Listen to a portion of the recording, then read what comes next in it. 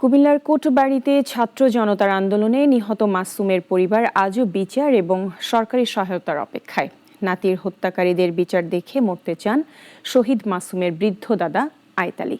দেলোয়ার হোসেন আকাইদের পাঠানো তথ্য ছবিতে ডেস্ক রিপোর্ট। কুমিল্লার কোটবাড়ি একটি তারুণ্যের রক্তে ভেজা নাম।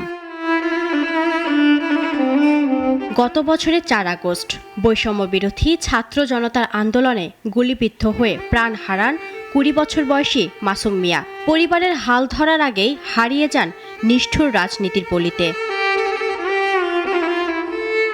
অভাবের তাড়নায় লেখাপড়া থেমে গিয়েছিল মাসুমের।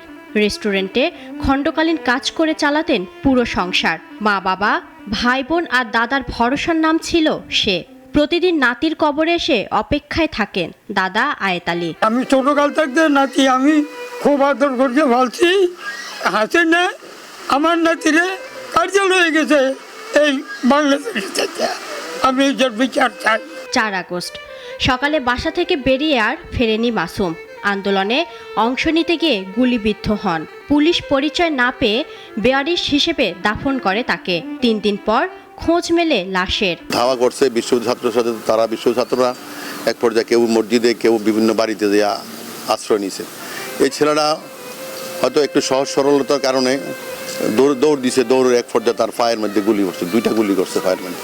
ছেলেটা খুব ভদ্র ছিল, বজনম্য ছিল। মা হোসনে আরা বেগম আর বাবা শাহিন মিয়া আজও বুঝে উঠতে পারেননি পেটের সন্তান কি অপরাধ করেছিল।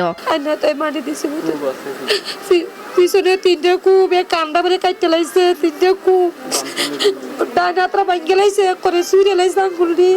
সে মনে হয় বাপ ডাঙ্গা 2টা গুলি দিছে, 2টা গুলি দিছে ভিতরে।